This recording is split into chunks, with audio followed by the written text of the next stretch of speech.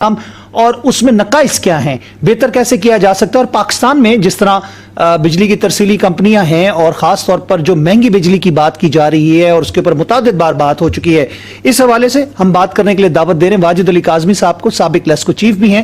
آپ کو خوش آمدید کہتے ہیں واجد صاحب. جی السلام علیکم.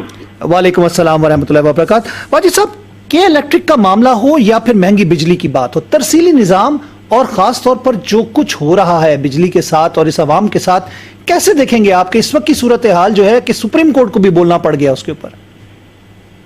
عاصم صاحب، ویسے کافی عرصے بعد آپ سے ملاقات ہماری ہو رہی ہے. میں تو کچھ تھوڑا سا پچھلے 18-19 دن کوارنٹائن رہا پازیٹیو ہونے کے بعد. اب اللہ شکر ہے اللہ تعالیٰ آپ کو صحت یاب کرے. آیا ہوں میں، آپ نے مجھے کال کی ہے، بڑی مہربانی آپ کی. دیکھیں، پہلے تو میں سیدھی اسٹیٹ میں کہوں گا، جو ہمارے ایک سابقہ سیکرٹری یونس دھاگا صاحب، انہوں نے تو کراچی کو ایک آرفن سٹی قرار دے دیا.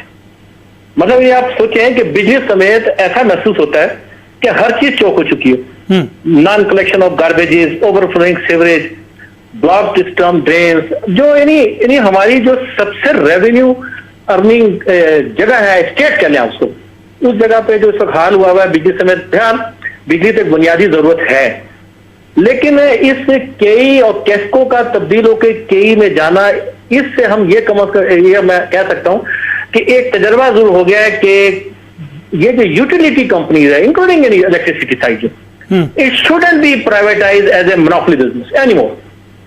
یہ تو خیر بات میں جس وقت یہاں سپرنٹینڈنگ انجینئر تھا اسلام آباد سرکل میں، پر آپ کو پتا ہے میں پھر جب سینئر مینجمنٹ چلا گیا تو ہم نے بات کرنی نہیں بات کر سکتے تھے. یہ بات ہم اس وقت بھی کہتے تھے جب دوسری ڈسکوز کو یہ پلان کر رہے تھے، سیم اسی ہی ٹرینڈ کے اوپر جو کئی کو پرائیویٹ، جو کیسکو کو پرائیویٹائز کیا گیا. اب اس سے آپ اندازہ لگا لیں کہ اب یہ جو اس وقت آپ کے سامنے دیکھیں، آخر کوئی چیز پرائیویٹائز کیوں کی جاتی ہے.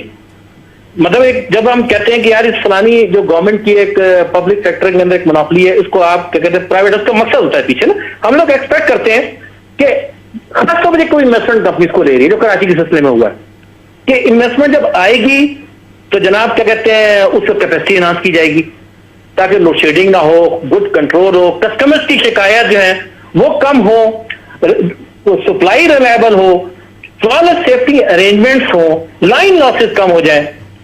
اور جو کچھ ایفیشنسی پیرامیٹر رکھتا ہے ریگولیٹر، ڈیفینیٹلی وہ فکس کرتا ہے، اس کے سامنے کوئی ٹارگیٹس ہوتے ہیں، اس کے مطابق وہ ٹیرف ڈیسائیڈ ہوتا ہے یا اس کو ٹارگیٹ دیا جاتا ہے. ہوا کیا کہ جو کئی کو جو ملٹی ایئر ٹیرف دیا گیا اور اس کو یعنی اسٹارٹ میں ہی اس کے ایک جو AT&C لاسز کے اوپر یعنی بیس کیا گیا، اس کے 35% کے اوپر، یہ آل لاسز اور نان ریکوریز کی ایگریگیٹ ٹیکنیکل کمرشل لاس کو 35% کو سامنے رکھے، یعنی 100% ریکوری ہو تو 35% AT&C بن جاتا ہے. اب اس کو جو بلڈ کرنا تھا اور کنزیومر ٹیرف جو بنایا گیا، اس میں it was the highest in the country in comparison all discos.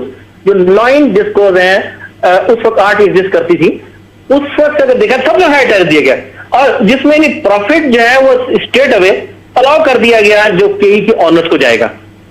جو ٹارگیٹ دیا گیا لاسز کی ریڈکشن کا کہ اس کو 15% میں لائیں گے، وہ اچیو ہی نہ ہو سکا. مطلب اسٹل اس وقت بھی جو کئی کے لاسز ہیں جنہیں 2019 کے، وہ ابھی 19.1% پہ ایگزسٹ کر رہے ہیں. اچھا، کئی کو کیا کہتے ہیں بیچ میں کچھ رعایتیں دی گئی، اس کو الاؤ کیا کہ بھئی آپ کیا کہتے ہیں ری ویلیو کر لیں اس ایسٹ کے، تاکہ جو اس کے ریٹرن اور ایسٹس ہیں وہ lower then where the clock back جو پروویژن رکھی گئی تھی کہ جو ایفیشنسیز ہیں وہ جائیں اس کی طرف، کنزیومر کی طرف، وہ بھی نہ ہو سکا.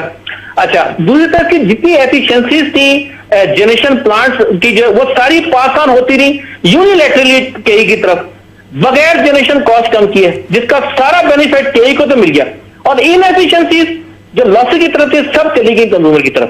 اب میں صرف آپ کے سامنے ایک چھوٹا سا کمپیریزن کرتا ہوں کہ جو اس وقت 9 ڈسکوز ایگزسٹ کرتی ہیں، جس کے آج میں پرائیویٹ کے خلاف نہیں ہوں، لیکن میں یہ جو منوپلی انویسٹمنٹ کمپنیز کی سسٹم میں جو بزنس آتا ہے، دیکھیں ایک تو ہمارا لوکل پرائیویٹ سیکٹر عاصم اتنا مضبوط نہیں ہے کہ جو پوری کی پوری کمپنی کو ٹیک اوور کر سکے.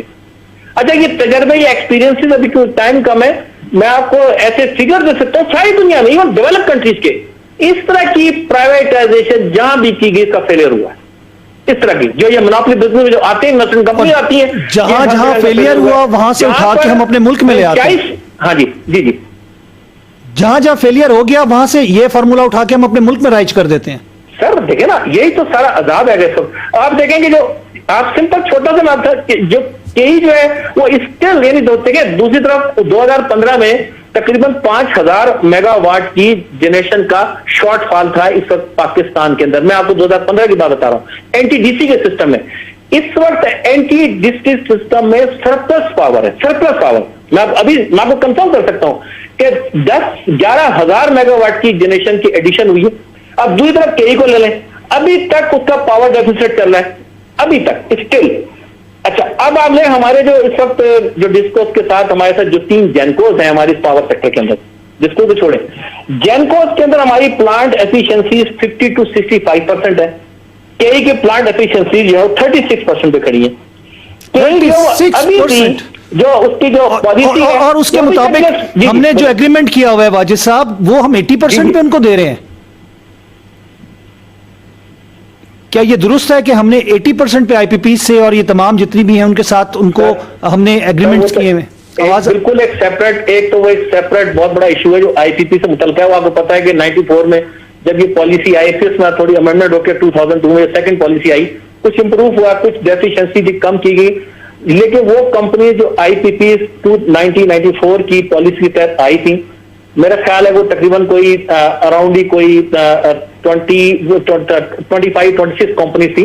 पहले क्या कहते हैं एक दौर में क्या कहते हैं पीस पार्टी का सब दौर हुकूमत था, उसके बाद नवाज शरीफ साहब का दौर हुकूमत आया, दोनों में एडिशन हुई। हम उस वक्त भी हम जब, क्योंकि हम पार्ट थे, हम शोर मचाते रहे। आप ओपनली इसको कहें हिस्सेदार रही दोनों हुकूमतें, नहीं करता था, हिस्सेदार रही दोनों हुकूमतें, ये कहें बेहतर है। सर मैं वो बता रहा हूं, देखिए आपको पता है कि उसे सुप्रीम कोर्ट में भी वापस चला गया 98 में। उसके बाद ये एक चेंज और हुआ, एक किस्म का माशाल्लाह लगा। सुप्रीम कोर्ट में जो डिसीजन था मैं उसके बारे में बात नहीं कर सकता, लेकिन एक बात जरूर थी कि हम एक्सपेक्ट करते थे कि जो कॉम्प्लिकेशन है वो सारी कैपेसिटी चार्जेस के साथ है, और जो वेरिएबल चार्जेस थे वो उसके अंदर वैसे ही क्या कहते हैं ऑयल जो था वो फर्नेस था, वैसे ही पास थ्रू आइटम था। उसके अंदर जब थोड़ी बहुत क्या कहते हैं सुप्रीम कोर्ट के डिसीजन की वजह से कोई बेनिफिट आना था, वो उतना नहीं था जो कि हमारे इस सर्कुलर डेट जो कि इस डिफरेंस ऑफ प्राइस की वजह से बढ़ रहा है, यही सबसे बड़ा इस वक्त अजाब है, वो खत्म नहीं होता है। क्योंकि वक्त थोड़ा महदूद है, मैं इसमें एक सवाल पूछना चाहूंगा कि इलेक्ट्रिक के हवाले से वफाक क्या करेगा, या क्या आईनी तौर पर उसके पास इख्तियार है? जो कहा जा रहा है कि कुछ ना कुछ मुदाखलत होगी वफाक की जानिब से। सर देखें, सीधी बात है कि सबसे पहली बात तो ये है कि कई जो कंपनी है उसके जो इसमें इन्होंने इन्वेस्टमेंट जो इनको लानी चाहिए थी, जो इनके साथ एग्रीमेंट्स हुए, इन्होंने जो अपनी कैपेसिटी बढ़ानी थी, इन्होंने अपनी क्या कहते हैं सस्ती बिजली की लेकर इंट्रोड्यूस करनी थी। आप सोचें इस वक्त भी इंतहाई होशियारी के साथ वो काफी सारे कंज्यूमर की, काफी कैटेगरीज कंज्यूमर की अनऑथराइज लोड शेडिंग कर रहे हैं, अनड्यू लोड शेडिंग कर रहे हैं, और अपने प्लांट्स को बंद रखा हुआ है, यानी अपने प्लांट को उन्होंने अभी अंडर यूटिलाइज कर रहे हैं। यानी इस वक्त ये नेपरा की एक रिपोर्ट मौजूद है, उसके अंदर वो रिपोर्ट में लिखा हुआ है कि वो ये काम कर रहे हैं। मेला फाइटिंग, ये तमाम चीजें नजर आ रही है। वाजिद साहब, वाजिद साहब, लास्ट मेरा एक क्वेश्चन है जो कि मैं चाह रहा हूं कि 10 सेकंड में आप जवाब दें। गवर्नमेंट की तरफ से, वफाक की तरफ से इंटरवीन हो सकता है? बिल्कुल, ठीक है, प्रैक्टिकली देखा जाए तो इस वक्त आपकी जो क्या कहते हैं जो पावर सेक्टर है, it is being controlled by the federal government. ठीक हो गया, बहुत शुक्रिया, thank you very much Wajid Ali Kazmi साहब, आप हमारे साथ रहे। नाज़रीन, प्रोग्राम में जो स्टोरीज थी या जो हमारे टॉपिक्स थे उन पे जो हमने मौक़िफ़ हमारे गेस्ट का था आपने देखा होगा। प्रोग्राम का वक्त खत्म हुआ, चाहता है मैं चाहूंगा आपसे इजाजत, अल्लाह ने के बाद।